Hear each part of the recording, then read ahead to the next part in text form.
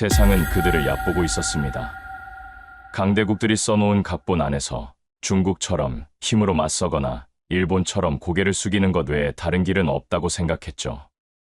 하지만 그들은 싸우지도 숙이지도 않았습니다. 그것은 5,000년의 역사 속에서 멸망의 위기를 수없이 극복하며 유전자에 각인된 그들만의 생존 방식이었습니다. 가장 낮은 자세로 엎드린 것처럼 보였지만 사실은 가장 높은 곳에서 판 전체를 지배하고 있었던 나라. 그 나라는 바로 대한민국입니다. 지금부터 그 놀라운 현장 속으로 들어가 보시죠. 미국에서 날아온 충격적인 이야기. 바로 시작합니다. 그리고 지금 어디에서 시청하고 계신지 댓글로 남겨주세요. 여러분의 이야기도 듣고 싶습니다. 그 전에 잠깐 1초 만에 누를 수 있는 좋아요 버튼을 꾹 눌러주시면 영상 제작에 큰 힘이 됩니다. 그럼 바로 사연 시작하겠습니다. 안녕하세요. 제 이름은 헨리 다이크라고 합니다. 오랫동안 미국 국무부에서 외교관으로 일해왔고 워싱턴 DC의 복잡한 정치판에서 백악관과 의회를 주무르며 보이지 않는 압력을 행사하는 사람들이 어떻게 움직이는지, 그 속에서 미국의 국익이 어떻게 결정되는지를 바로 곁에서 지켜봐 왔습니다. 저에게 외교란 단순한 일이 아니었습니다.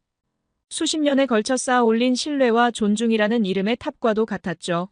특히 한국과의 관계는 더욱 특별했어요. 1990년대 초반 제가 주한 미국 대사관에서 정무 담당관으로 근무했던 시절부터 이 나라의 놀라운 변화를 목격해왔거든요.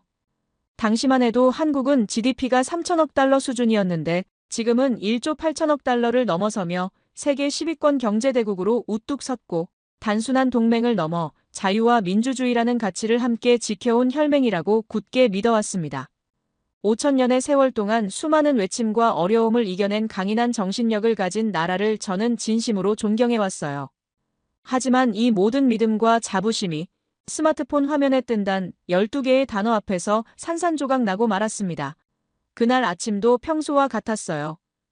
워싱턴의 하늘은 맑았고 저는 늘 마시던 콜롬비아 원두 커피를 들고 국무부 해리 S. 트루먼 빌딩의 제 사무실로 들어섰습니다. 하지만 복도를 걸으면서부터 뭔가 이상함을 느꼈어요. 평소보다 훨씬 많은 직원들이 급하게 오가고 있었고 여기저기서 전화 받는 소리가 끊이지 않았거든요. 사무실의 공기는 평소와 전혀 달랐는데 3층에 있는 동아시아 담당 부서의 모든 직원들이 자신의 컴퓨터 모니터나 스마트폰 화면에 얼굴을 받고 있었고 여기저기서 믿을 수 없다는 탄식과 낮은 욕설이 터져나왔습니다. 제자리로 가는 동안 동료 서너 명이 저를 붙잡고 같은 화면을 보여주더군요. 그것은 다름 아닌 대통령의 개인 소셜미디어 계정이었습니다. 그리고 거기에는 이렇게 쓰여 있었습니다. 한국에서 숙청 또는 혁명이 일어나고 있는 듯 하다고 하면서 이어서 이런 상황에서는 사업을 할 수 없다는 문장까지 달려 있었죠. 제 심장이 쿵 하고 내려앉는 것 같았습니다. 온몸에서 피가 빠져나가는 느낌이었어요. 한미 정상회담을 불과 3시간 앞둔 시점이었거든요. 이건 실수가 아니었습니다. 명백한 의도를 가진 계산된 도발이었죠. 숙청이라니요, 혁명이라니요. 외교 무대에서는 절대 입에 담아서는 안 되는, 아니 상상조차 할 수 없는 단어들이었습니다. 이건 동맹국에 대한 평가가 아니었습니다. 사실상 한 나라의 국격을 무시하고 안정적인 국가 시스템을 완전히 부정하는 모욕이나 다름없었어요. 저희 국무부 직원들이 수십 년간 공들여 쌓아온 탑을 대통령이 망치 하나로 단숨에 부숴버린 겁니다. 곧이어 사무실은 전화벨 소리로 터져나갈 듯 했습니다. 백악관 국가안보회의실, 국방부 펜타곤, 그리고 세계 각국의 대사관에서 확인 전화가 쉴 새 없이 쏟아졌습니다. 모두가 같은 질문을 던졌습니다. 이게 대체 무슨 뜻이냐고, 정상회담은 예정대로 진행되는 거냐고 모두가 혼란에 빠져 허둥댔습니다. 저는 차마 답을 할 수가 없었습니다. 베테랑 외교관으로서 쌓아온 모든 경험과 지식을 동원해도 이 상황을 도저히 설명할 길이 없었습니다. 이건 외교가 아니었어요. 상대를 협상 테이블에 앉히기도 전에 다리를 꺾으려는 마치 조폭들의 수법과 다를 바 없었습니다. 분노를 넘어 저는 깊은 자괴감에 빠졌습니다. 이게 과연 지금 미국의 본 모습인가? 우리가 그렇게 오만하고 무례한 나라가 되어버린 건가? 하는 생각이 머릿속을 떠나지 않았습니다. 정상회담을 얼마 남기지 않은 이 시점에 5천년의 역사를 가진 나라를 이렇게까지 모욕해도 되는 걸까요? 그 분노와 무력감은 차마 참아낼 수 없었습니다. 사무실은 곧 열띤 토론으로 시끄러워졌는데 20대, 30대의 젊은 직원들은 이 상황을 미국 정부 특유의 협상 방식이라고 해석하며 상대의 기선을 제압하려는 고도의 전략이라고 의미를 부여하려 애썼습니다. 일종의 협상의 달인이라는 대통령의 이미지를 어떻게든 지키려는 몸부림이었죠. 하지만 저와 같은 50대 이상의 베테랑들은 침묵했습니다. 우리는 알고 있었거든요. 이건 전략이 아니라 동맹에 대한 최소한의 존중도 없는 위험한 도박이라는 것을 말입니다. 한국이 만약 이 모욕에 정면으로 반발한다면 정상회담은 취소되고 한미동맹은 회복 불가능한 상처를 입게 될 겁니다. 관세 폭탄이든 주한미군 철수든 상상할 수 있는 모든 최악의 시나리오가 제 머릿속을 스쳐 지나갔습니다. 특히 관세 폭탄의 경우 이미 중국과의 무역전쟁에서 그 파괴력을 목격했어요. 2018년부터 2020년까지 중국에 부과한 평균 관세율이 7%에서 21%로 급상승했는데 결과적으로 미국 소비자들이 연간 810억 달러의 추가 부담을 져야 했습니다. 만약 한국에도 같은 수준의 관세를 부과한다면 연간 1천억 달러 규모의 한미 무역에 미칠 충격은 상상하기 어려울 정도죠. 저는 제발 한국 측에서 현명하게 대처해주기만을, 극한 상황에 함께 뛰어들지 않기만을 간절히 기도했습니다. 그리고 몇 시간 뒤 한국 대통령의 반응이 외신을 통해 전해졌습니다. 저는 초조하게 로이터 통신과 AP 통신의 실시간 기사를 확인했고 제 눈을 의심했습니다. 분노도 반박도 유감 표명도 없었습니다. 오히려 정반대였어요. 한국 대통령은 미국 대통령을 위대한 피스메이커라고 부르며 한껏 치켜세웠습니다. 유럽과 중동의 전쟁들이 미국 대통령의 역할로 멈췄다며 외교적 성과를 칭찬하기까지 했죠. 심지어 트럼프 월드를 지어 함께 골프를 치고 싶다는 개인적인 친분까지 과시했습니다. 저는 순간 할 말을 잃었습니다. 저뿐만이 아니었어요. 사무실의 모든 직원들이 충격에 빠져 서로의 얼굴만 쳐다볼 뿐이었습니다. 이게 대체 무슨 상황이란 말입니까? 모욕을 당했는데 오히려 상대방을 칭찬하다니요. 제 머릿속은 더욱 복잡해졌습니다. 처음에는 안도했지만 곧이어 더 큰 불안감이 밀려왔어요. 저는 이것이 굴욕적인 저자세 외교라고 생각했습니다. 미국의 압박에 겁을 먹고 모든 것을 내주려는 항복 선언처럼 보였던 겁니다. 동료들도 수군거리기 시작했어요. 결국 한국도 별 수 없다는 말이 나오고 저렇게까지 할 필요가 있나는 비관적인 말들이 여기저기서 터져나왔습니다.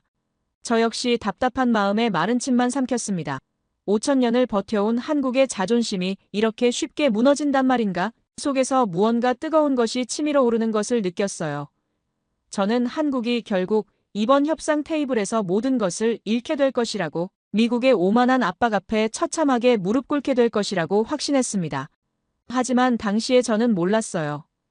바로 그것이 역사상 가장 치밀하고 위대한 협상의 서막이었다는 것을, 그리고 제가 목격하게 될 반전이 얼마나 거대하고 충격적인 것인지를 전혀 예상하지 못했던 겁니다.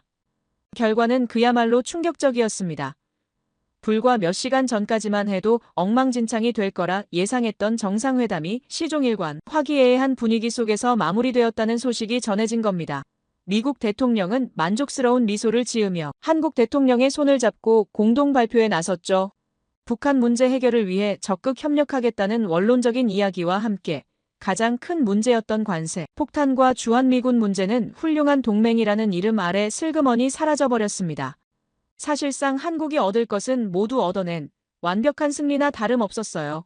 더욱 놀라운 건 회담 중 미국 대통령이 한국의 군함이 필요하다며 한국을 적극 밀어주었다는 점이었습니다. 이는 최근 유럽에서 한국 방산 업체들을 배척하려는 움직임과는 정반대되는 반응이었거든요.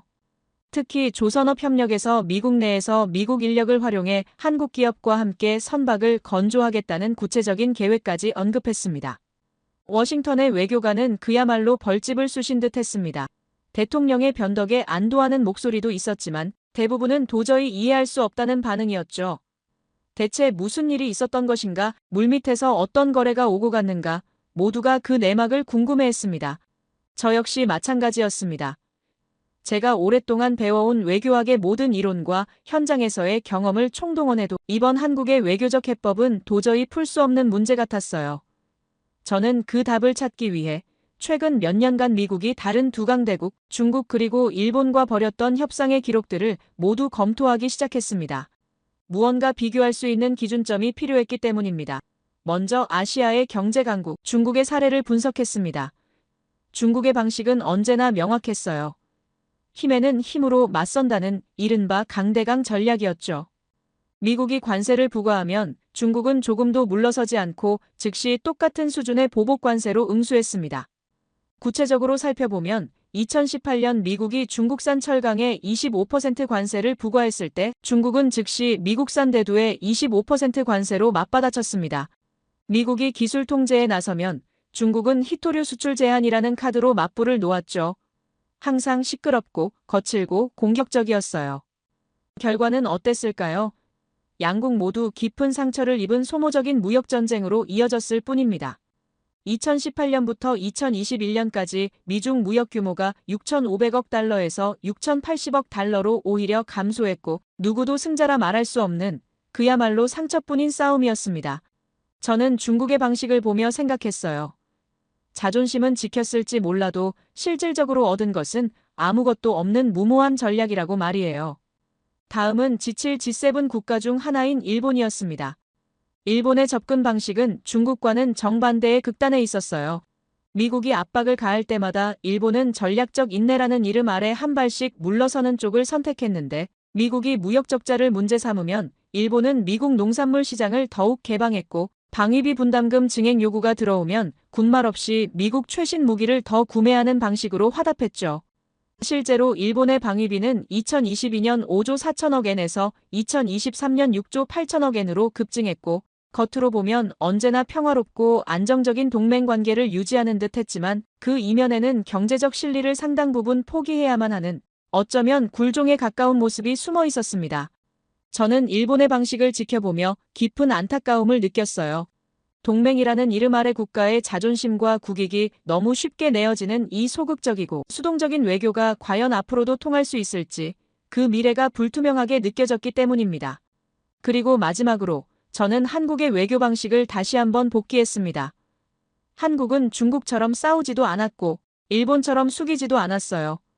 한국은 전혀 다른 제3의 길을 걸었습니다. 미국 대통령의 자기중심적인 성향을 역이용하여 피스메이커라는 명예로운 역할을 부여하고 자존심을 세워주었거든요. 감정적인 충돌을 완벽하게 피해가면서도 실질적인 국익은 단 하나도 양보하지 않았죠. 이것은 단순히 영리한 것을 넘어 상대방의 본질을 꿰뚫어보고 판을 설계하는 고도의 통찰력이 필요한 전술이었습니다. 저는 그때 처음으로 깨달았어요. 제가 저자세라고 생각했던 한국의 대응이 사실은 가장 자신감 넘치고 주도적인 외교 전략이었다는 것을 말이에요. 이 깨달음은 마치 오랜 시간 견고하게 쌓아올린 신념이 한순간에 뒤흔겨지는 듯한 강렬한 인지 부조화의 순간이었습니다. 그러나 진정한 충격은 이제부터 시작되었어요. 단순한 외교적 수사나 표면적인 분석만으로는 이러한 결과를 설명할 수 없었기 때문입니다. 그 이면에는 분명히 우리가 알지 못하는 한국이 은밀히 구축해온 강력하고도 정교한 역량이 존재한다고 확신했고 성공적인 정상회담에 대한 피상적인 찬사와 감탄은 이내 그 근본 원인을 탐구하려는 지적 호기심으로 전환되었습니다. 저는 공식 국무부 자료 대신 대중의 관심을 덜 받는 경제지표, 기업 투자 보고서, 그리고 각 주 정부의 세밀한 보도자료를 샅샅이 분석하기 시작했어요. 결과는 제 예상을 빗나가지 않았죠. 숫자와 데이터의 이면에서 한국이 지난 수년간 미국 전역에 얼마나 체계적이고 광범위한 보이지 않는 네트워크를 구축해왔는지를 발견할 수 있었습니다. 이것은 화려한 정치적 수사 뒤에 감춰진 실질적인 권력과 영향력의 실체였어요. 가장 먼저 눈에 들어온 것은 미국의 핵심적인 공업지대, 이른바 러스트 벨트 지역에 대한 한국 기업들의 대규모 투자 현황이었습니다. 대통령의 핵심 지지 기반이자 다음 선거의 승패를 가름할 수 있는 가장 중요한 곳이죠. 바로 그곳에 한국의 배터리 회사와 반도체 기업들이 수십억 달러를 투자하여 최신식 공장을 짓고 수만 개의 일자리를 만들어내고 있었어요. 구체적으로 살펴보니 더욱 놀라웠는데 조지아주에 있는 한국 배터리 기업의 공장은 총 투자액이 50억 달러에 달했고 이로 인해 만들어진 일자리만 8,000개가 넘었어요. 오하이오주의 반도체 공장은 27억 달러 투자로 6,000개의 일자리를, 미시간주의 전기차 부품 공장은 15억 달러로 4,000개의 일자리를 창출했습니다. 만약 대통령이 한국의 관세 폭탄을 터뜨린다면 그 보복으로 한국 기업들이 투자를 철회하거나 축소할 경우 가장 큰 타격을 입는 것은 바로 대통령 자신이라는 계산이 나왔어요. 이것은 단순한 경제 협력이 아니었습니다. 상대의 가장 약한 고리를 정확히 겨누고 있는 날카로운 비수와도 같은 전략이었던 겁니다. 더욱 저를 소름 돋게 했던 것은 군수산업 분야였는데 저는 국방부의 납품 계약서를 확인하다가 믿을 수 없는 사실을 발견했습니다.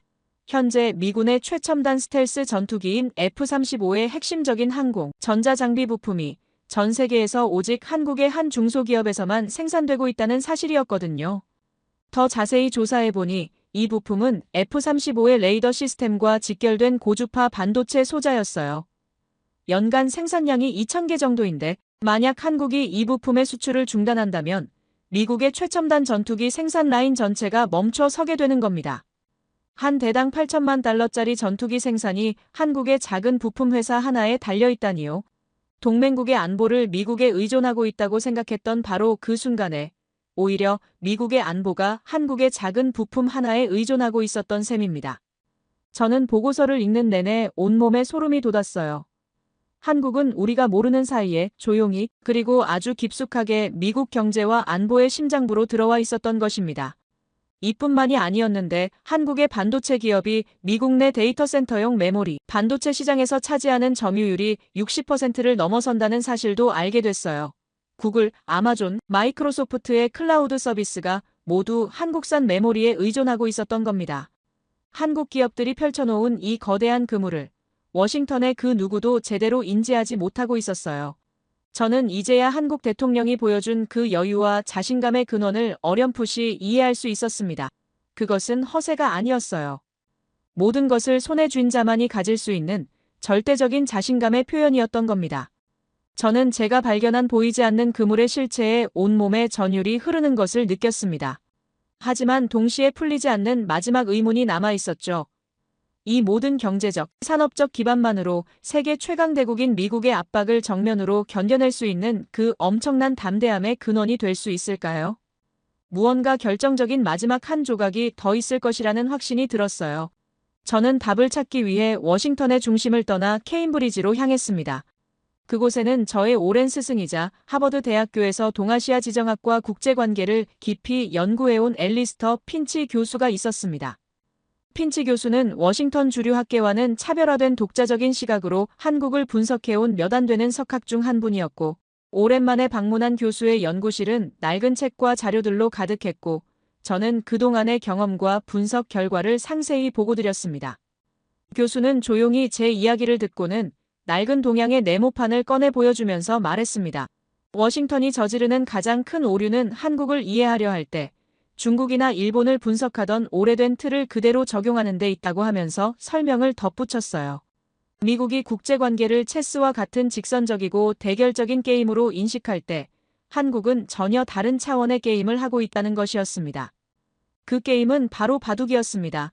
체스가 상대의 왕을 직접적으로 공격하는 전투라면 바둑은 보이지 않는 영역을 넓혀가며 점진적으로 우위를 구축하는 훨씬 더 복합적이고 장기적인 전략을 요구하는 게임이었습니다.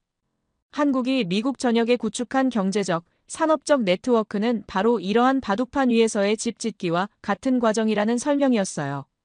그 순간 저는 한국의 외교와 경제 전략이 단순한 힘의 과시나 단기적인 승부를 넘어 장기적이고 미묘한 권력 투쟁의 한 형태임을 새삼 깨닫게 되었습니다. 이러한 통찰은 앞으로 우리의 대응 방식을 근본적으로 재고해야 함을 강력히 시사하고 있었어요. 한국이 숙청이니 혁명이니 하는 무례한 말로 중앙을 공격할 때 한국은 이미 변방에 살아있는 돌들을 모두 깔아두고 대마를 잡을 준비를 끝내고 있었다는 설명이었어요. 핀치 교수는 바둑판 위에 흰 돌과 검은 돌을 놓아가며 설명했는데 정말 소름이 돋더군요. 그제야 저는 모든 것이 하나의 그림으로 맞춰지는 것을 느꼈습니다. 그리고 핀치 교수는 결정적인 마지막 조언을 덧붙였는데 한국이 그토록 침착하게 바둑을 둘 수 있는 근본적인 힘은 5,000년간 외세의 침략 속에서도 스스로를 지켜왔던 독자적인 생존 방식, 특히 지금 이 순간에도 전쟁이 끝나지 않은 세계 몇 안 되는 분단국가라는 독특한 지정학적 위치에서 나온다는 것이었습니다. 북한이라는 직접적인 위협 속에서 한국은 우리 미국의 생각보다 훨씬 더 처절하고 절박하게 그리고 독자적으로 군사기술을 키워왔다는 이야기였어요. 저는 교수에게 감사 인사를 전하고 워싱턴으로 돌아오는 내내 머릿속이 복잡하게 돌아갔습니다. 저는 국무부의 외교관으로서 접근할 수 있는 최고 등급의 보안 인가를 이용하여 국방부의 비공개 데이터베이스에 접속했습니다. 그리고 대한민국 군사 역량 비대칭 분석이라는 제목의 보고서를 찾아냈어요. 그 보고서의 첫 장을 여는 순간 저는 제가 지금까지 해왔던 모든 분석이 얼마나 순진했는지를 깨달아야 했습니다. 보고서에는 한국 정부에 공식적으로 요청하여 제공받은 영상이 첨부되어 있었는데 영상은 강원도의 깊은 산악지대, 지하 수백 미터 아래에 조성된 거대한 동굴형 시설의 모습을 담고 있었습니다. 처음에는 그 규모가 가늠되지 않았지만 영상이 확대될수록 저는 숨이 멎는 듯한 감정을 느꼈어요. 넓이로만 따지면 축구장 여러 개를 합친 것보다 훨씬 거대한 그 지하 시설 내부에서는 수백 개의 정교한 기계 장치들이 끊임없이 움직이며 복잡한 작업을 수행하고 있었습니다. 이곳은 유사시 주변 강대국의 주요 전략 목표를 타격할 수 있는 첨단 무기의 생산 및 조립이 이루어지는 핵심 시설이었고, 보고서는 현재 이 한 곳의 시설만으로도 매월 다수의 정밀 유도 무기를 생산할 수 있는 역량을 갖추고 있다고 평가하고 있었습니다. 이 영상은 단순한 군사력 과시를 넘어 한국이 얼마나 체계적이고 지속 가능한 전략적 준비 태세를 구축해왔는지를 명확히 보여주는 증거였어요. 이는 동아시아의 지정학적 균형과 안보 환경에 중대한 영향을 미칠 수밖에 없는 현실임을 다시 한번 깨닫게 했습니다. 여기서 더 놀라운 건 현무포 미사일의 사거리가 800km에 달하고 현무5는 무려 3000km까지 날아갈 수 있다는 사실이었습니다. 이는 중국 베이징이나 일본 도쿄는 물론 러시아 블라디보스토크까지도 타격 범위에 들어간다는 뜻이에요. 이것은 단순히 방어의 차원을 넘어 동북아시아 전체의 전략적 균형을 뒤흔들 수 있는 엄청난 잠재력이었습니다. 저는 한국이 반세기 넘게 전시체제를 유지하고 있다는 사실의 무게를 그제야 실감했어요. 한국에게 국방이란 협상의 대상이 아니라 생존 그 자체였던 겁니다. 하지만 보고서의 마지막 장에 담긴 내용은 그 모든 것을 뛰어넘는 그야말로 궁극적인 충격이었어요. 그것은 바로 한국의 핵개발 잠재력에 대한 분석이었습니다.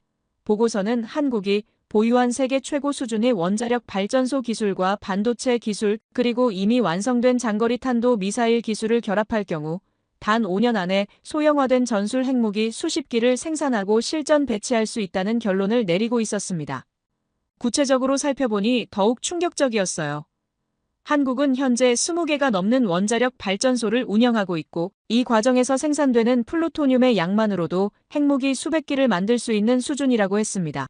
게다가 세계 최고 수준의 반도체 기술로 핵무기의 정밀 제어 시스템도 충분히 개발할 수 있다고 분석되어 있었어요. 미국이 주한미군 철수라는 카드로 한국을 압박했지만 오히려 그 카드는 한국에게 핵무장이라는 마지막 선택지를 쥐어주는 최악의 자충수가 될 수도 있었다는 뜻입니다. 저는 등골이 서늘해지는 것을 느꼈어요. 더욱 놀라운 건 최근 유럽에서 벌어지고 있는 상황이었습니다. 독일이 포탄 235만 개를 주문하는데 22조 원이 들어간다고 하는데 이를 한국과 비교해보니 기가 막혔어요. 한국에서 생산되는 포탄의 평균 가격이 개당 50만 원 수준인 반면 독일에서는 약 1000만 원이 든다는 겁니다. 무려 20배의 차이였어요. 왜 이런 차이가 나는지 분석해보니 독일은 2차 대전 이후 군사 생산 시설이 모두 폐쇄되거나 해체된 상황이라 새롭게 공장을 짓고 라인을 가동해야 하는 형편이었어요. 반면 한국은 6.25 전쟁 이후 계속해서 포탄 생산을 고도화하고 발전시켜온 결과 전 세계에서 포탄 재고를 가장 많이 가지고 있는 나라 중 하나가 됐습니다. 폴란드 대통령이 한국의 K9과 천모 생산 시설을 둘러보고 깊은 인상을 받았다며 브리핑한 내용도 주목할 만했어요.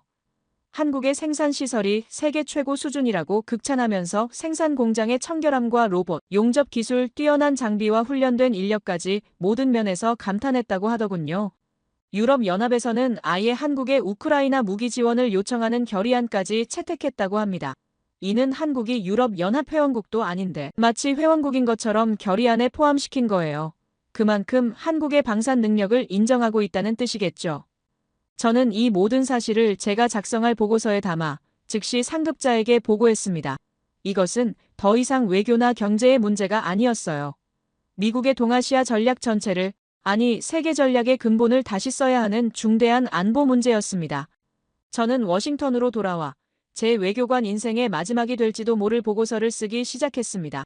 백악관의 가장 높은 곳에 전달될 그 보고서의 첫 문장은 이렇게 시작했어요. 우리의 한국에 대한 전략은 처음부터 완전히 틀렸다고 말이에요. 보고서에서는 우리가 경시해왔던 관세 정책이 어떻게 미국 기업들의 경쟁력을 저해하는 역풍으로 작용하고 있는지를 다각적인 데이터 분석을 통해 명확히 입증했습니다. 그 근본적인 원인은 한국이 더 이상 미국 주도의 경제 블록에 종속된 주변 국가가 아님을 우리가 충분히 인지하지 못한 데 있다고 말했어요. 한국은 어떠한 외부 압력에도 굴복하지 않고 자신만의 전략적 경로를 개척해온 국가입니다. 특히 최근 몇 년간 한국의 방위산업 수출은 눈에 띄게 급증했으며 2022년 17억 달러에서 2023년 210억 달러로 약 12배 이상 성장하는 괄목할 만한 성과를 거두었습니다. 이는 세계 방산 시장에서 한국이 차지하는 위상이 근본적으로 변화했음을 상징하는 수치입니다. 보고서의 핵심 제언은 과거의 낡은 정책 틀을 탈피하고 완전히 새로운 대미 전략을 모색해야 한다는 점이었어요. 그 방향은 바로 대등한 파트너십을 기반으로 하는 미래 지향적 기술 동맹 구축이었습니다. 더 이상 한국을 단순한 시장으로 인식하는 낡은 시각에서 벗어나 미래 산업과 안보 협력을 선도할 공동의 동반자로 인정해야 한다는 것입니다. 이러한 인식 전환과 전략적 접근이야말로 변화하는 글로벌 질서 속에서 양국 모두의 지속 가능한 번영과 안보 확보를 위한 필수 조건임을 분명히 했어요. 저는 구체적인 협력 방안을 다음과 같이 제시했습니다. 한국의 세계 최고 수준의 반도체 기술과 미국의 선도적인 인공지능 플랫폼을 결합하여 글로벌 기술 표준을 선점하는 전략적 동맹을 구축해야 한다는 점입니다. 또한 한국이 주도하는 수소 에너지 및 첨단 배터리 기술을 중심으로 미래 에너지 동맹을 형성하여 변화하는 세계 경제 질서 속에서 새로운 패러다임을 창출해야 한다고 강조했어요. 특히 한국의 배터리 산업은 주목할 만한 성과를 이루고 있습니다. 전 세계 전기차 배터리 시장에서 한국 기업이 차지하는 점유율은 약 30%에 이르며 이는 중국에 이어 세계 2위 수준입니다. 더욱이 차세대 고체 배터리 기술 분야에서는 한국이 확고한 선도주자로 자리매김하고 있죠. 보고서의 결론부에서 저는 이렇게 서술했어요. 한국은 거대한 기술적 경제적 변혁의 파도를 싣고 능동적으로 대응하는 국가입니다. 우리는 이 거대한 흐름에 저항하며 파도에 부서질 것인지 혹은 그 파도를 기회로 삼아 함께 미래로 나아갈 것인지를 선택해야 합니다. 이 같은 통찰은 단순한 협력 제안 그 이상으로 동맹 관계의 본질적 재정립과 미래지향적 비전을 요구하는 메시지였습니다. 이 보고서가 어떤 파장을 불러일으킬지는 예측하기 어렵습니다. 어쩌면 저는 기존 기득권 세력의 강력한 저항에 직면하여 한직으로 밀려나거나 불명예스러운 퇴진을 맞을지도 모르죠. 그럼에도 불구하고 저는 결코 후회하지 않습니다. 이번 경험을 통해 저는 진정한 힘이 무엇인지를 깨닫게 되었기 때문이에요. 그것은 단순히 물리적 혹은 정치적 힘으로 상대를 제압하는 것이 아니라 상대의 역량을 인정하고 존중하며 상호 협력의 길을 모색하는 데서 비롯되는 매우 근본적이면서도 심오한 진리입니다. 이 교훈을 저는 머나먼 동쪽의 한 나라, 대한민국에서 배울 수 있었고 겉으로는 차분하고 겸손한 태도를 지니고 있지만 그 내면에는 거대한 잠재력과 혁신의 동력이 축적되어 있는 나라라는 걸 이번에 확실히 알게 되었어요. 수십 년에 걸쳐 꾸준히 기술과 산업을 고도화하며 국제사회에서 독자적이고 자주적인 입지를 구축해왔고 그러한 저력은 단순한 경제성장이나 군사력 증강을 넘어 복잡한 국제 정세 속에서 전략적 균형을 유지하고 새로운 협력 모델을 제안할 수 있는 능력으로 발현되고 있죠. 한국의 사례는 오늘날 급변하는 글로벌 질서에서 힘의 본질이 어떻게 재정립되어야 하는지를 시사합니다. 힘은 더 이상 일방적인 강압이나 지배가 아니라 상호 신뢰와 존중을 기반으로 한 공동의 발전을 도모하는 협력의 산물임을 보여주며 이러한 통찰은 저에게 개인적인 위험을 감수하게 만들었지만 동시에 국제관계의 미래를 위한 진정한 방향성을 제시하는 데에도 큰 의미를 지닙니다. 결국 저는 이 길이 올바른 길임을 믿으며 그 믿음이 저를 앞으로 나아가게 하는 원동력입니다. 이러한 협력은 단지 한미 양국에 국한되지 않고 전 지구적 차원에서 더욱 광범위하게 확산되어야 하고 모든 국가가 서로의 주권과 문화를 존중하며 공동의 번영과 평화를 위해 힘을 모으는 세계가 도래할 때 우리는 비로소 진정한 글로벌 공동체의 일원이 될 수 있을 것입니다. 앞으로도 한국과 미국은 긴밀한 동맹 관계를 더욱 공고히 하며 복잡다단한 국제 정세 속에서 서로를 신뢰하고 의지하는 파트너로서 세계 평화와 번영을 함께 이끌어 나가야 할 책임을 지니고 있습니다. 더 나은 미래를 고민할 수 있어 큰 영광이었으며 앞으로도 계속해서 지혜와 통찰을 나누는 자리가 이어지길 희망합니다. 제 이야기를 끝까지 들어주셔서 감사합니다. 모두 안녕히 계세요. 오늘의 사연 어떻게 들으셨나요? 우리는 흔히 나라와 나라 사이의 힘겨루기를 생각할 때 누가 더 목소리가 큰지, 누가 더 강력한 무기를 가졌는지를 먼저 떠올리곤 합니다. 마치 동네 힘센 사람이 소리치면 조용히 할 수밖에 없었던 그런 아주 오래되고 익숙한 규칙 같은 거죠.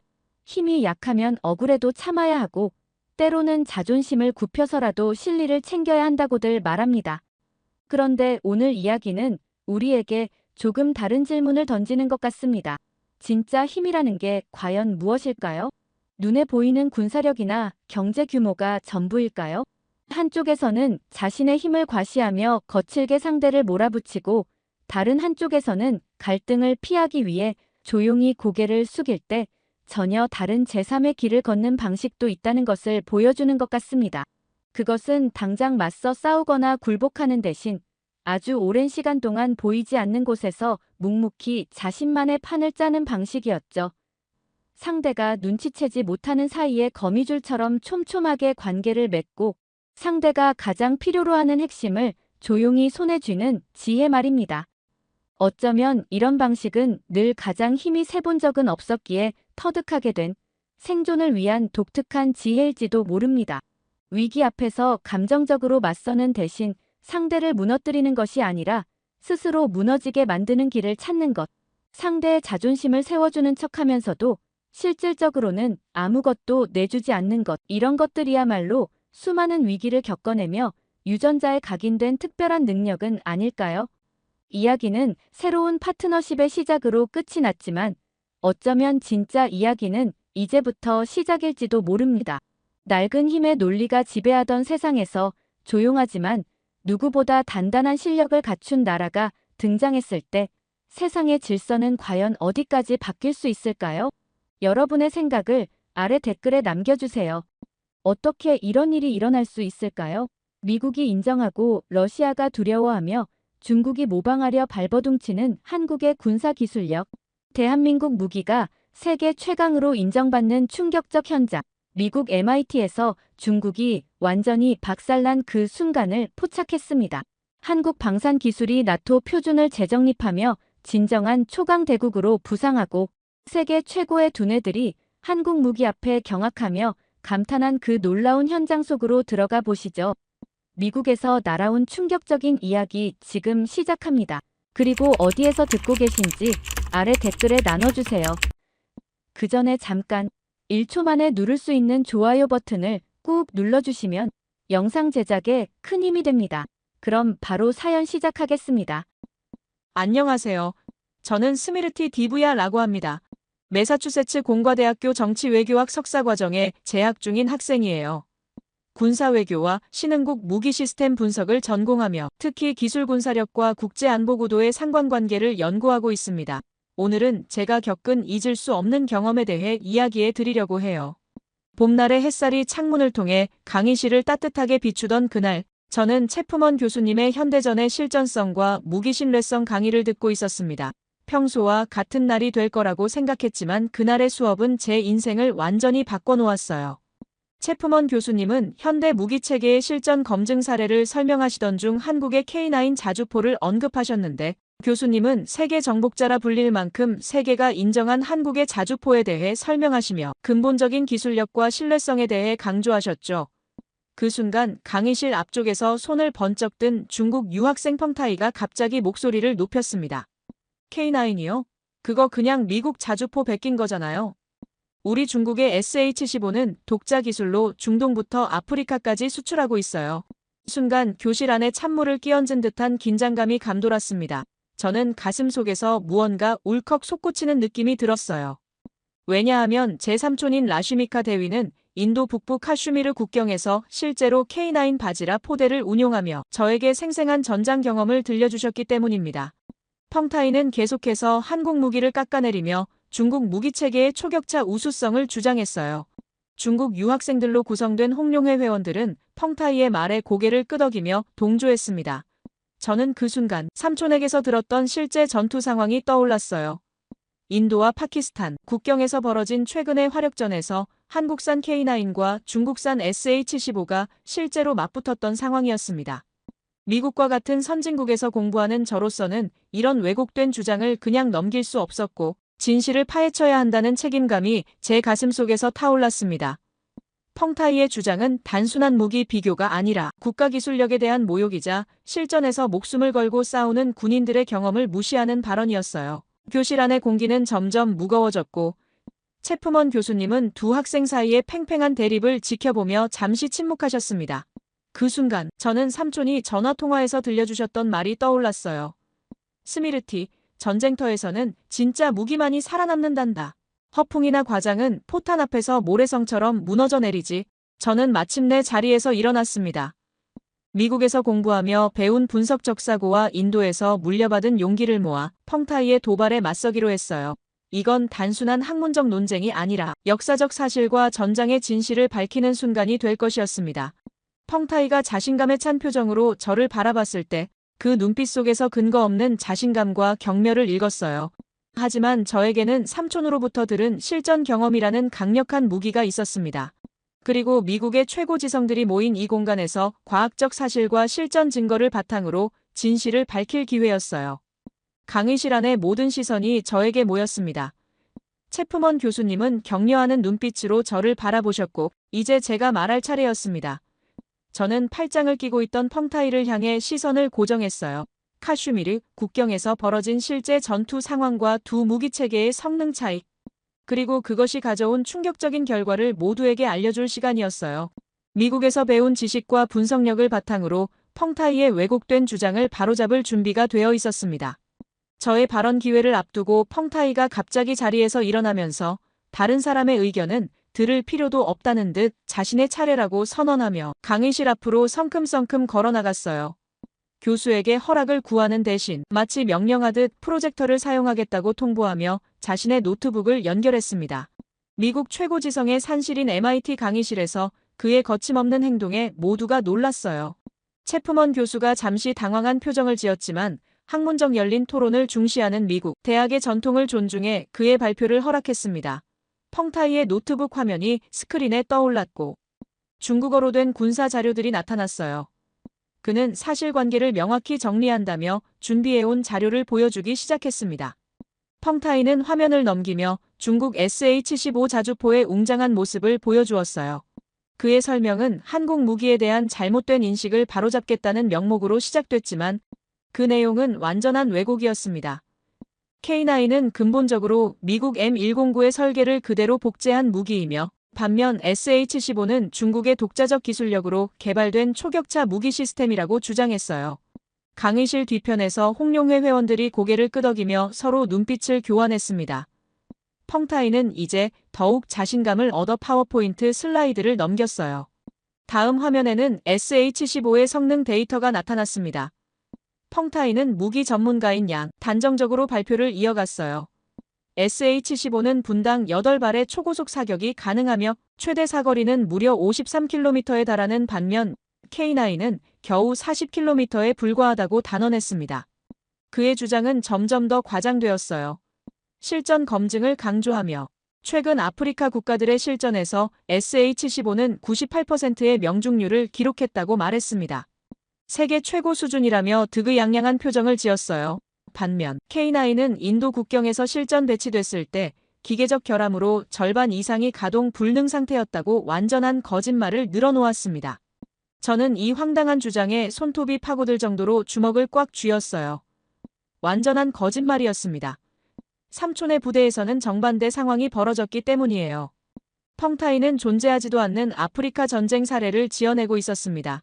펑타이는 이어서 중국의 군사적 위상을 과시하기 시작했는데 중국은 이미 세계 최강대국으로 부상했으며 중국의 무기체계는 미국과 러시아를 넘어섰다고 주장했습니다. 특히 SH-15는 중국의 위대한 역사와 번영하는 현재, 그리고 찬란한 미래를 상징하는 무기라고 자랑스럽게 선언했어요. 한 학생이 질문하려는 움직임을 보였지만 펑타이는 손을 들어 제지하며 말을 이어갔습니다. K9의 치명적 결함을 폭로하겠다며 파키스탄과의 국경 분쟁에서 인도군이 배치한 K9은 포신 과열 문제로 연속 사격이 불가능했다고 주장했어요. 또한 자동장전 시스템의 빈번한 고장으로 실전 효용성이 극히 낮았다는 완전한 허위 사실을 당당하게 발표했습니다. 그는 화면을 다시 넘기며 조작된 듯한 사진 한 장을 보여주었어요. 실제 전투 후 폐기된 K9의 모습이라며 단 3발의 포탄을 발사한 후 자가 파손된 장비라고 설명했습니다. 이것이 한국 기술의 실체라며 비웃는 표정을 지었어요. 홍룡회 학생들이 작게 웃음을 터뜨리기 시작했습니다. 그들은 이 모든 거짓말을 진실인 양 받아들이는 듯 했어요. 채프먼 교수는 미간을 찌푸리며 슬라이드를 유심히 바라보았습니다. 미국의 학문적 양심이 작동하는 순간이었어요. 펑타이는 마지막 슬라이드를 보여주었습니다. 결론적으로 중국의 SH-15는 모든 면에서 K9을 압도하며 가격 대비 성능은 물론 실전 신뢰성에서도 월등히 우수하다고 단정했어요. 느낌이나 의견이 아닌 전장에서 증명된 사실이라고 강조하며 발표를 마쳤습니다. 그의 발표가 끝나자 홍룡회 학생들은 작은 박수를 보냈어요. 미국 학생들은 의아한 표정으로 서로를 바라보며 이 주장의 신빙성을 판단하려는 듯 했습니다. 학문의 나라, 미국에서도 이런 노골적인 왜곡과 과장이 통할지 의문이었어요. 펑타이는 자리로 돌아가며 저를 향해 도전적인 눈빛을 보냈습니다. 이제 제 삼촌 이야기를 들어볼 차례라며 비아냥거렸어요. 아마도 삼촌도 K9에 세뇌된 것 같다는 모욕적인 언급에 홍룡회 학생들이 다시 한번 웃음을 참지 못했습니다. 채프먼 교수는 마침내 개입해 이제 제 차례라고 알렸어요. 교수님은 펑타이의 주장에 대한 의견이 있다면 말해보라고 권했습니다. 교수님의 표정에서 저는 그가 펑타이의 주장에 의문을 품고 있음을 직감할 수 있었어요. 미국의 학문 전통은 항상 증거에 기반한 진실을 중시해왔으니까요. 저는 자리에서 일어났습니다. 심장이 빠르게 뛰었지만 제 머릿속은 놀랍도록 명료했어요. 삼촌이 들려준 실제 전투 경험과 MIT에서 배운 분석적 사고방식이 결합되어 강력한 반박을 준비하게 해주었습니다. 저는 교수님을 향해 고개를 끄덕인 후 프로젝터로 다가갔고 프로젝터 앞에 선 저는 조용히 심호흡을 했습니다. 펑타이의 터무니없는 주장들이 머릿속을 맴돌았지만 이제는 제가 진실을 밝힐 차례였어요. 무엇보다 제 삼촌 라슈미카 대위가 직접 카슈미르 국경에서 K9 자주포를 운용하며 겪은 실전 경험이 저에게는 가장 강력한 무기였습니다. 먼저 저는 화면에 실제 인도와 파키스탄 국경 지역의 지도를 띄웠어요. 지난 5월에 발생한 실제 교전 지역을 가리키며 설명을 시작했습니다. 펑타이의 발표와는 달리 실제 자료와 정확한 날짜, 배치 부대명을 모두 명시했어요. 이것이 바로 미국 학문의 기본, 팩트에 기반한 접근법이었습니다. 저는 카슈미르 지역에서 벌어진 실제 화력전에 대해 말했어요. 파키스탄이 그토록 자랑하는 중국산 SH-15 자주포 236문이 국경에 배치되었고 인도군은 한국에서 도입한 K9 자주포 바지라로 맞섰습니다.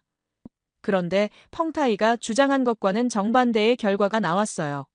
실전 배치된 SH-15는 극심한 기계적 결함을 드러냈습니다.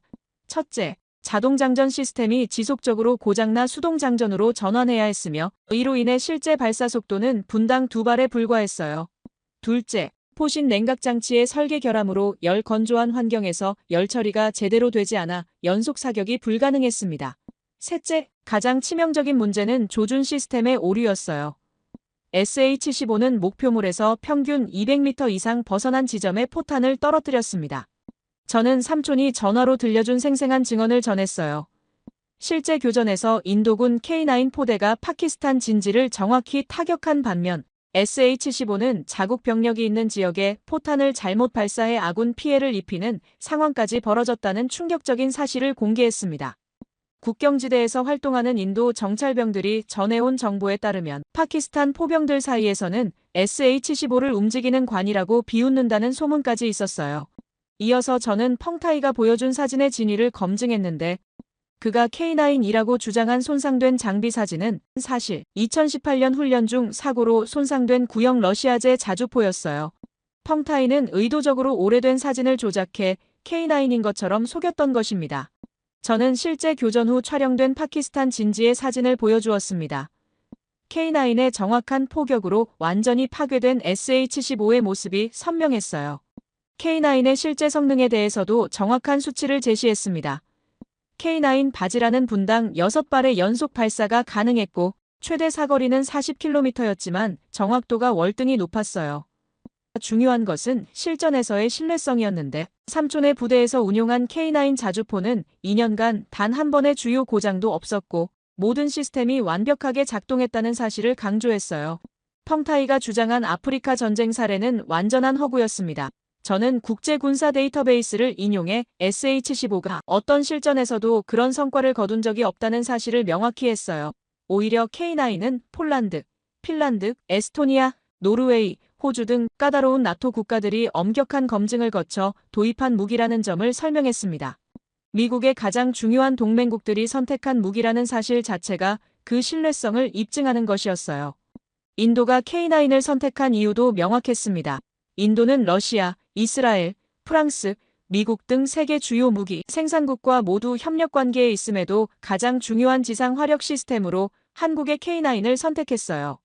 최근에는 추가로 100대의 K9을 더 주문했다는 사실까지 공개했습니다.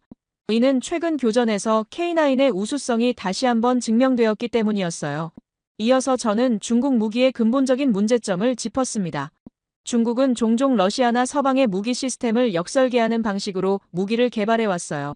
놀랍게도 SH-15 자체가 프랑스의 카이사르 자주포와 러시아 자주포의 디자인 요소를 혼합한 것이라는 점을 국제군사저널의 분석 자료를 인용해 설명했습니다. 펑타이가 한국을 비난했던 바로 그 복제 문제가 사실은 중국 무기의 고질적 약점이었던 것이에요.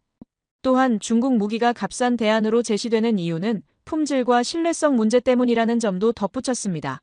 저개발 국가들이 중국 무기를 구매하는 것은 성능이 뛰어나서가 아니라 단순히 저렴하기 때문이었어요.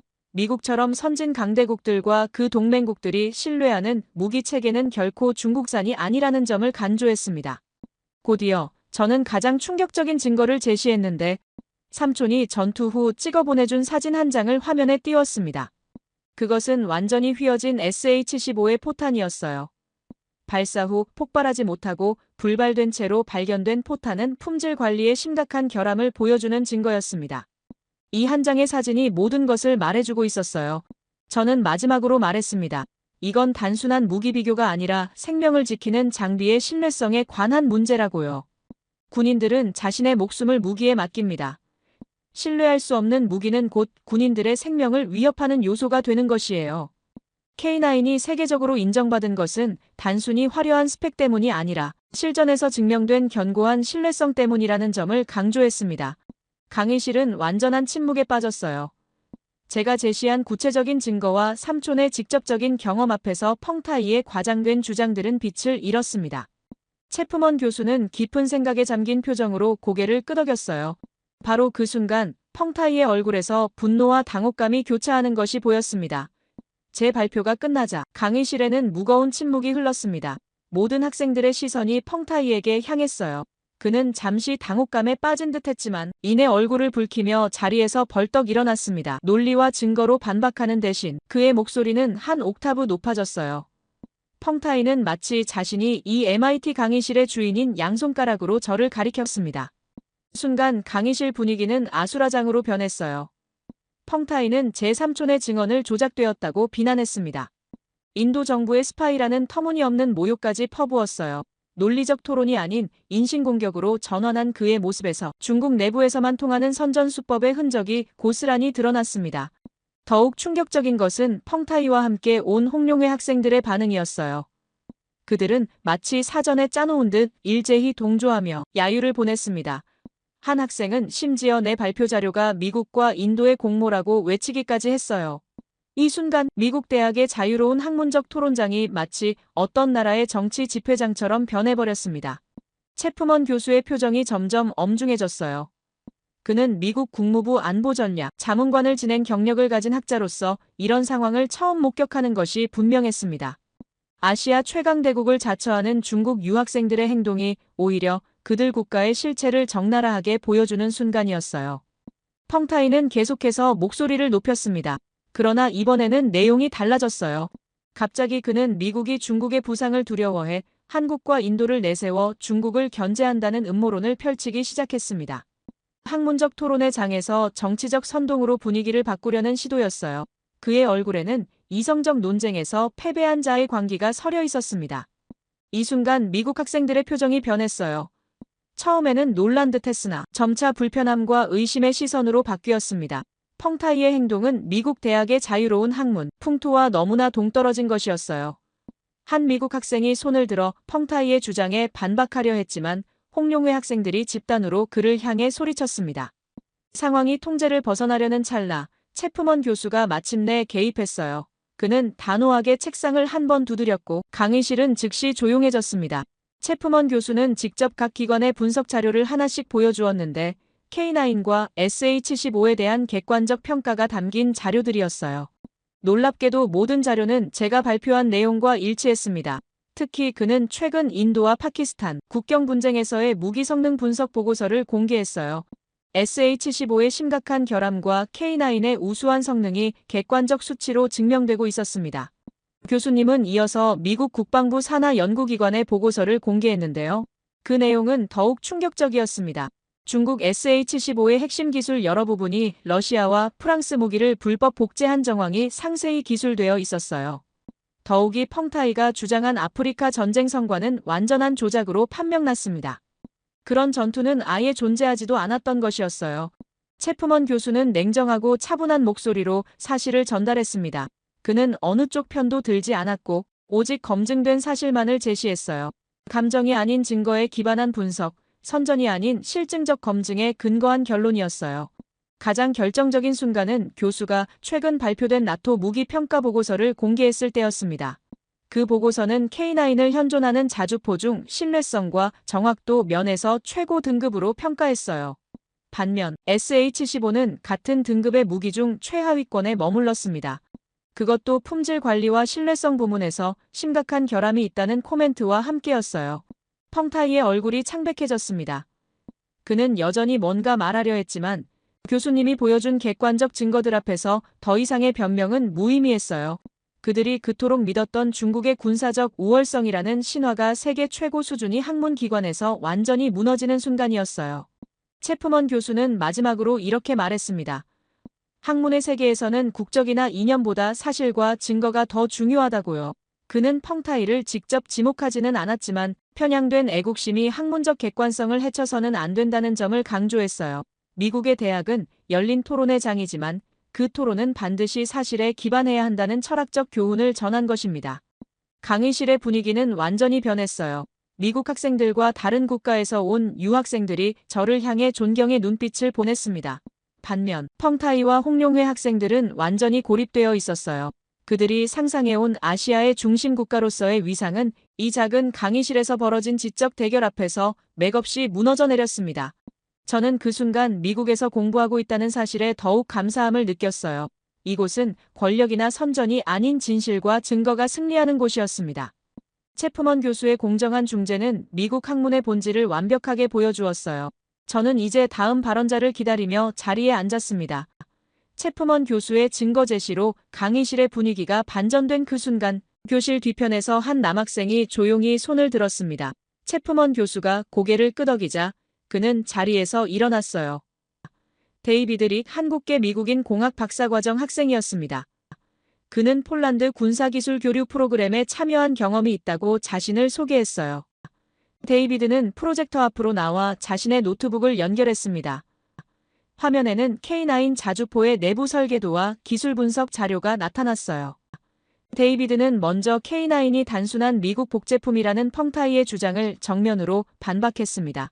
그는 MIT의 군사공학 전문가로서 K9의 혁신적 설계 요소들을 하나하나 짚어나갔어요. 첫째, K9의 자동장전 시스템은 세계 최초로 완전 자동화된 시스템으로 미국의 M109와는 근본적으로 다른 독자 기술이라는 점. 둘째, K9의 포신 냉각 시스템은 한국이 독자 개발한 특허 기술로 연속 발사 시 포신 수명을 3배 이상 연장시켰다는 점. 셋째, 무엇보다 중요한 것은 K9의 디지털 화력 통제 시스템이 현재 나토 표준으로 채택될 만큼 혁신적이라는 사실이었어요. 데이비드는 이어서 미국 국방부 자료를 인용했는데 미 육군이 차세대 자주포 개발 과정에서 K9의 여러 기술 요소를 벤치마킹했다는 충격적인 사실이었어요. 세계 최강 미국 육군이 한국 기술을 역으로 도입하고 있다는 사실에 강의실의 미국 학생들도 놀란 표정을 지었습니다. 펑타이가 갑자기 자리에서 일어나 항변하려 했어요. 그래도 SH-15는 더 저렴하고 효율적인 대안입니다. 중국은 이미 아프리카와 동남아시아 시장을 장악했고 그의 말이 채 끝나기도 전에 데이비드는 화면을 전환했습니다. 그곳에는 스톡홀름 국제평화연구소의 최신 무기 수출 통계가 나타났어요. 놀랍게도 K9은 이미 90개국 이상의 2,000대가 넘게 수출되었거나 계약이 체결된 상태였습니다. 반면 SH-15는 겨우 5개국에 300대 정도가 수출된 것으로 나타났어요. 데이비드는 명확히 지적했습니다. 자유시장에서 국가들은 가격이 아닌 신뢰성을 선택합니다. 생존이 걸린 전장에서는 더더욱 그렇죠. 체프먼 교수가 다시 한번 개입했습니다. 그는 실제 전투 상황에서의 무기 성능에 관한 새로운 자료를 보여주었어요. 최근 인도와 파키스탄 국경 충돌에서 K9 바지라는 95%가 넘는 명중률을 기록했고 이는 현대 전장에서 유례없는 수치였습니다. 반면 SH-15는 불과 40%의 명중률에 그쳤고 전체 배치 포대의 30%가 기계적 결함으로 작동하지 않았다는 충격적인 데이터가 공개되었어요. 체프먼 교수는 바로 이런 점 때문에 미국은 한국처럼 믿을 수 있는 동맹국과 협력하는 것이죠. 라고 말했습니다. 전직 국무부 안보전략 자문관으로서 그의 발언은 단순한 강의실 토론을 뛰어넘는 무게를 지녔어요. 그는 이어서 말했습니다. 미국은 항상 실력과 신뢰를 기반으로 협력 파트너를 선택해왔습니다. 선전이나 과장이 아닌 사실과 실력으로 세계를 이끌어가는 것이 미국의 방식입니다. 데이비드는 다시 화면을 전환했어요. 놀랍게도 체프먼 교수는 펜타곤의 비공개 분석 자료를 공개했어요. 이 자료는 본래 기밀이었지만 이제는 공개되었습니다. 화면에는 SH-15의 핵심 시스템들이 어떻게 다른 나라의 기술을 무단으로 복제했는지 상세히 분석한 내용이 담겨 있었습니다. 충격적인 것은 SH-15의 화력 통제 컴퓨터가 러시아 시스템을 역설계한 것이었고 심지어 소프트웨어에는 러시아어 주석까지 그대로 남아 있었다는 점이었어요. 펑타이의 얼굴이 창백해졌습니다.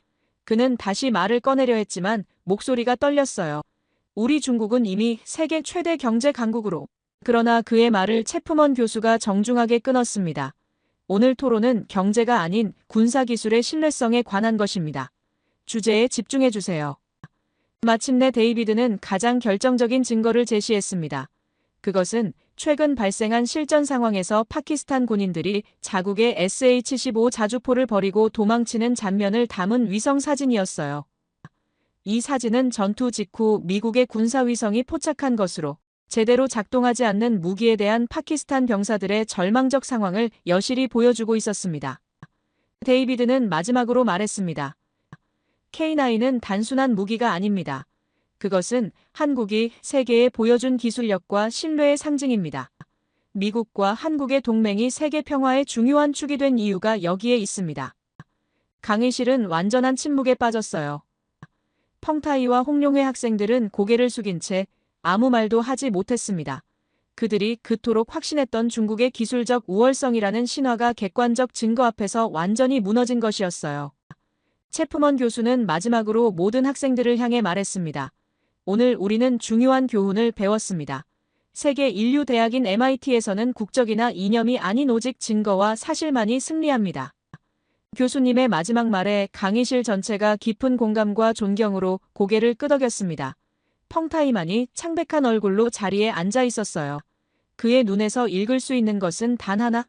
진실 앞에 무너진 오만의 패배였습니다. 강의가 끝나고 학생들이 하나둘 강의실을 빠져나갔습니다.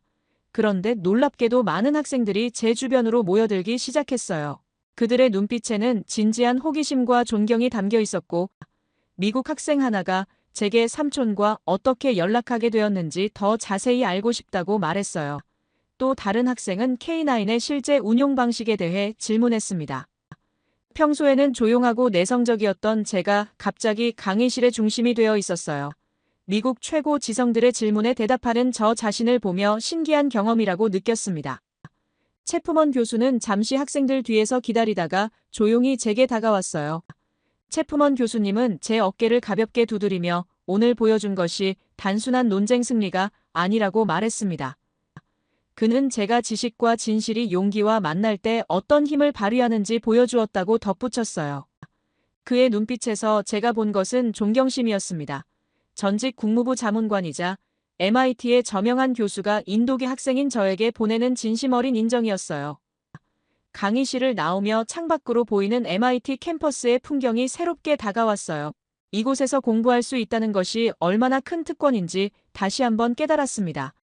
조국 인도에서 미국으로 유학 와서 경험하는 이 모든 순간들이 저를 성장시키고 있었어요. 문득 삼촌에게 오늘 있었던 일을 알려드리고 싶다는 생각이 들었습니다. 카슈미르 국경에서 목숨을 걸고 조국을 지키는 삼촌의 경험이 MIT 강의실에서 진실을 밝히는 데 결정적인 역할을 했으니까요.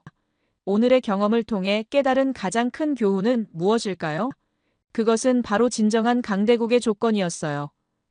선전과 과장이 아닌 실력과 위협이 아닌 신뢰, 그리고 허황된 자부심이 아닌 실질적 기여를 통해 세계의 존경을 받을 때 비로소 진정한 강대국이 될 수 있다는 사실이었습니다. 미국이 세계 최강대국으로 존재하는 이유는 단순한 군사력이나 경제력 때문만이 아니라 이러한 가치와 신뢰를 바탕으로 세계와 소통해왔기 때문이라는 생각이 들었어요. 오늘 강의실에서 벌어진 작은 논쟁은 어쩌면 세계 무대에서 벌어지고 있는 더 큰 변화의 축소판이었는지도 모릅니다. 미국에서의 유학 생활은 단순히 학위를 따기 위한 과정이 아니라 세계를 바라보는 새로운 눈을 키우는 여정이었습니다. 그리고 오늘 그 여정에서 중요한 한 걸음을 내딛었다는 확신이 들었어요. 제 이야기를 끝까지 들어주셔서 감사합니다. 모두 안녕히 계세요. 오늘의 사연 어떻게 들으셨나요? 미국 최고 대학에서 벌어진 한국 무기와 중국 무기의 진검승부. 정말 흥미진진했죠. 사실 이 이야기의 핵심은 무기 성능 자체보다 진실과 사실의 힘이 아닐까 싶어요. 아무리 큰 목소리로 주장해도 실제 증거와 경험 앞에서는 모든 과장이 무너진다는 교훈이 느껴졌습니다. 인도 학생의 용기 있는 발언이 없었다면 오늘의 진실도 묻혔을지 모르죠.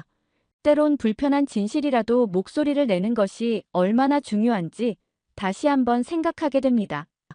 물론 우리나라 기술력이 세계적으로 인정받는 모습을 보니 가슴이 뿌듯하기도 했고요. MIT 강의실에서 시작된 이 작은 논쟁이 어쩌면 더 큰 세계 질서의 변화를 상징하는 건 아닐까요?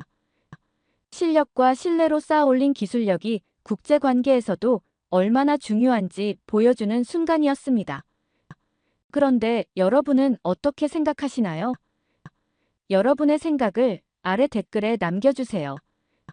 그리고 감동적인 사연을 주변 사람들과 공유하고 함께 이야기 나눠보세요. 마지막으로 1초밖에 걸리지 않는 구독과 좋아요, 알림 설정은 영상 제작에 큰 힘이 됩니다. 지금까지 감동을 담아 여러분께 진심을 전하는 감동담기였습니다. 오늘 하루도 행복한 하루 보내세요.